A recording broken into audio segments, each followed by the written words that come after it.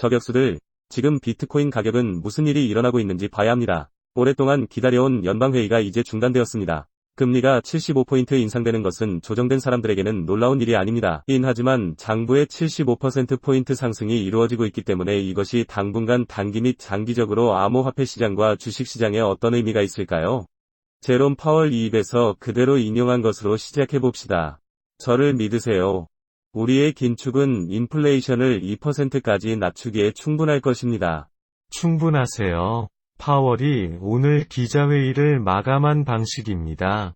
잠깐 후에 이 도트 플로 차트에 들어갈 거예요. 지금 알아야 할 것은 연방정부가 정말 오랫동안 상황을 긴밀하게 유지할 준비가 되어 있다는 것을 매우 분명하게 알고 있다는 것입니다. 이것이 주요 강조점이었습니다. 오늘의 FOMC 회의에서 대체로 이것은 잭슨 홀을 기억하지 못한다면 스나이퍼 채널에 맞춰진 사람들을 위해 잭슨 홀 연설을 반복한 것입니다.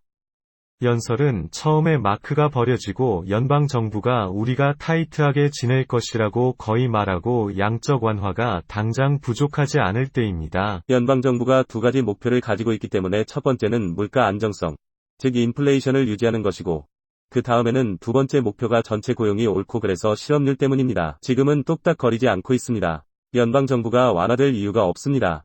그들은 계속 긴축될 것입니다. 통제하기 위한 통화 정책. 인플레이션과 그들은 계속해서 긴축될 것이라는 사실을 되풀이하고 있습니다. 그래서 이것이 바로 오늘 회의의 주요 요점이었습니다. CPI를 낮추려면 비용이 더 많이 듭니다. 많은 사람들이 잠재적으로 연방정부가 선회할 준비가 되어 있다는 말을 듣고 싶어 했지만 우리가 얻은 것은 아니므로 바로 시작해봅시다. 차트를 보고 가격 움직임이 이에 어떻게 반응했는지에 대해 이야기하세요. 오늘날 가장 큰 퍼즐 조각이 차트 저격수에서 가장 중요한 것은 이 비디오에서 최고의 암호화폐 채널 또는 인터넷 최고의 기술 분석을 통해 무엇이든 얻을 수 있습니다.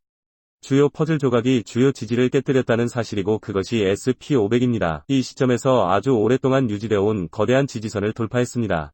다시 돌아가면 이것이 연간 최고치입니다. 이 채널은 여기에서 볼 수 있습니다. SP502는 중요한 채널인 우리는 이 채널의 하단에 침입했습니다. 무슨 뜻일까요? 상승세는 6월 CPI가 정점에 도달했을 때 이렇게 말합니다. 논문이 아직 온전하다는 것은 최하위이지만 곰들은 지금 돈을 위해 쇼를 받고 있습니다. 왜냐하면 SP500이기 때문입니다. 저격수들은 모든 구조적 지원 수준을 깨고 있습니다.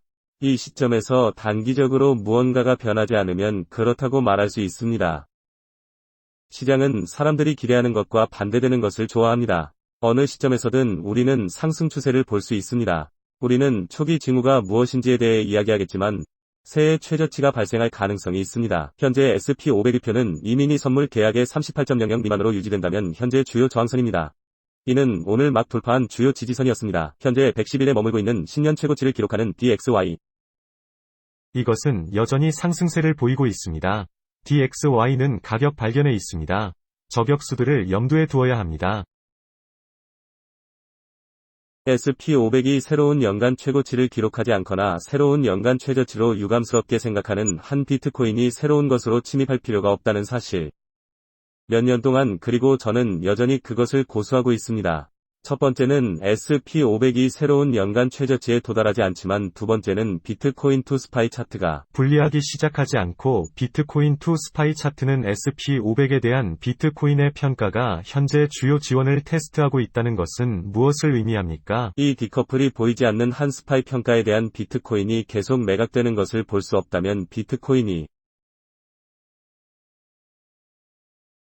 다시 방문하기 6월 17일 최저치입니다. 600 또는 17,200은 실제로 대부분의 볼륨이 있는 곳입니다. 따라서 이 비트코인 스파이 차트가 이미 5번 테스트되고 SP500이 새로운 연간 최저치를 형성하지 않는 주요 지지선을 보유하고 있는 한 이유는 없습니다. 비트코인은 17,200으로 내려와야 합니다. 왜 지금 당장 이것을 언급할까요? 비트코인 차트로 들어가 봅시다. 왜냐하면 저격수들이 우리가 알고 있는 어느 시점에서든 잠재적인 곰 함정을 기대하고 있는 것이 있기 때문입니다. 사실 17,000 수준 주변에서 더 많은 청산이 올 것입니다. 사실 모든 장기 청산은 17,000 정도입니다. 낮은 저점. 우리는 수많은 트레이더를 청산합니다. 비트코인은 잠재적으로 테이블에 있는 상승세를 보기 전에 그렇게 하는 것을 좋아합니다. 그리고 그것이 단기적으로 테이블에 어떻게 될지 추측하기 전에 말이죠. SP500 이 주요 지지를 깨고 있기 때문에 현재 17,204가 주요 지지선이라고 아직 생각하지 않습니다. 13,970은 아직 비트코인 테이블에 올랐는데 시장을 변화시킬 수 있고 역동적이지만 지금은 황소들이 여전히 시장이라는 논문을 고수하고 있기 때문에 테이블에서 그것을 볼 수 없습니다. 바닥은 한번 CPI 바닥이므로 오래된 저격수 패션을 유지하기 위해 비트코인은 237.952 저항으로 범위 내에서 플레이하고 있습니다. 17개 중 204. 지난주 도파민 사이에는 2018년 시설 전 최고치라는 두 가지 주요 수준이 있지만 이는 주요 저격 지원의 주요 저항만큼 중요하지는 않습니다. 17,204는 제가 보고 있는 것입니다. 다음 단기적으로 24에서 48시간 내에 일어날 수 있는 잠재적인 심지 잠재력 이중 바닥, 저격수를 계속 모니터링해야 할 것입니다. 그 외에도 SP500의 경우 상승 방향에서 무엇을 찾고 있는가? 이제 이전 지지선이었던 이 주요 저항선을 다시 상향 돌파하고 싶습니다. 이번 주 종가는 주식시장이 이틀이 남았습니다. 우리는 지금도 그 비트코인을 계속 지켜볼 것입니다. 물론 단기적으로 우리가 보고 싶은 것은 다시 위로 돌아가는 것입니다. 2만이라고 부르세요. 만약 우리가 2만을 넘을 수 있다면 지금 우리가 보고 싶은 것입니다. 비트코인이 17, 204, 아마도 17,000으로 내려오는 것을 본다고 해봅시다. 이더리움의 경우 비트코인이 17,000달러로 내려가는 것과 같습니다. 이더리움은 실제로 잠재적으로 900달러까지 내려올 것입니다. 700달러로 비트코인은 17,000달러로 떨어집니다. 많은 시간이 걸리지 않을 것입니다. 이더리움은 이제 900에서 780달러로 떨어질 수 있습니다. 이더리움 황소는 어떨까요? 병합이 실제로 이더리움의 거대한 랠리로 이어질 것입니다. 우리는 실제로 매우 흥미로운 것을 얻고 있습니다. 이제 비트코인 차트에 대한 정리를 통해 이더리움 황소의 6,500사토시 레벨을 방어하는 20주 이동평균입니다. 이더리움 황소에 대해 다시 한번 강조하고 싶습니다. 이더리움에 대해 낙관적이라면 비트코인이 65,000사토시를 보유하고 있다는 정리를 볼 수 있습니다. 이것은 인터넷 최고의 암호화폐 채널이며 최고의 기술 분석을 제공합니다. 저격수 65,000사토시가 현재 이더리움 황소에게 가장 중요한 레벨이라고 말하고 있습니다. 이제 계속 모니터링해봅시다. FOMC가 오랫동안 기다려온 FOMC 회의 이후 비트코인과 이더리움 밖에서 또 다른 일이 벌어지고 있습니다. 그런데 비트코인 이론이라면 비트코인 지배력을 계속 모니터링할 것입니다. 움직이기 시작하지만 빅스는 16.59로 3%의 금을 약간 올리고 있습니다. 저격수는 유로화를 보고 있지만 눈치채게 될 것입니다. 중고 페어링. 이것은 실제로 비트코인의 모든 강세장을 예측했습니다. 2017 강세장, 2020 강세장, 유로 USD가 바닥을 칠 때마다 강세장이 있었는데 바로 지금 우리는 새로운 연간 최저치를 형성했습니다. 이것은 바닥이 아니라고 말하고 있습니다. 이것은 환경에 대한 위험이 여전히 존재한다는 것입니다. 유로 USD는 현재 0.98이 여전히 그 1달러 페그 바로 아래에 있습니다. 그래서 이것은 사실 매우 흥미로운 퍼즐 조각입니다. 여러분이나 USD 페어링이 내려가는 것을 보고 있으니 여러분도 알다시피 최고의 암호화폐인 저격수를 모니터링할 것입니다. 인터넷상의 기술적 분석 비트코인은 우리가 이미 이야기한 스파이 차트입니다. 우리가 그 디커플을 보기 시작하면 알려드리겠습니다. 스파이는 새로운 연간 최저치를 기록하지 않습니다. 비트코인이 아래에 올 이유가 없습니다. 17시 4분 지난 5년간 인터넷에서 최고의 암호화폐 기술 분석을 계속 업데이트하겠습니다.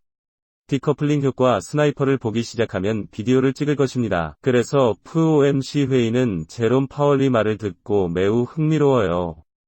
그들은 계속 조여지고 있습니다.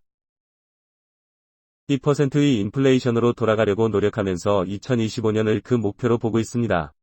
왜냐하면 그들은 장기적으로 초점을 맞추고 있고 2%의 인플레이션으로 돌아갈 수 있다면 경제에 대한 최고의 장기 전망이 될 것이며 그것이 그들이 믿는 것입니다. 하지만 연준은 과거에 우리에게 거짓말을 했습니다. 연준은 일시적인 인플레이션이라고 말했습니다. 이 모든 것들은 거짓말이었기 때문에 우리는 모든 것을 소금 한 알로 가져가야 합니다. 시장은 역동적입니다. 상황이 바뀔 수 있고 전쟁이 일어날 수 있습니다. 매일 스나이퍼 채널에 유튜브 알고리즘의 스매시 라이크 버튼 아래에 있는 최고의 기술 분석이 이뤄집니다. 이번 자정 업데이트에서 이 콘텐츠를 지지한다면 오늘 트레이더들이 겪는 날에 약간의 변동성이 있을 것으로 예상됩니다. 비트코인이 상승한 뉴스를 통한 변동성의 공평한 분배. 19,798년 그 후 매우 재미있었습니다. 저희는 모든 코인에 대해 거래를 진행했습니다. 여러분들은 변동성이 있을 때 모든 코인을 거래하고 싶다는 것을 알고 있습니다. 특히 짧은 시즌에는 더욱 그렇습니다. 나스닥을 거래하는 것과 같기 때문에 QQQ가 옳습니다. 트리플 레버리지 ETF 공매도는 본질적으로 더 위험합니다. 우리는 오늘 많은 알트코인 거래를 이용했습니다. 오늘 정말 경이로운 날이었습니다. 아직 미친 일은 없습니다. P500은 주요 지지를 깨뜨렸지만 기억하세요. 저격수들, 시장은 사람들이 기대하는 것과 정반대입니다. 그래서 어느 시점에서든 상승세를 보이는 것을 볼 수 있다면 상승세는 여전히 그들의 내장을 고수하고 있습니다. 바로 6월 인플레이션이 정점에 도달했을 때입니다. 그것이 논문이 여전히 사실일 수 있다는 최하층이었습니다. 저격수를 보자. 아래 댓글에서 당신의 생각을 듣고 싶습니다. 오늘 시장이 롤러코스터였다는 것을 알고 있습니다.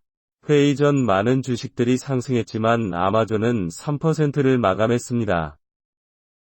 테슬라는 우리가 보기 시작한 3%를 패소했습니다. 대두와 밀, 옥수수 같은 일부 상품이 밀려 올라갑니다.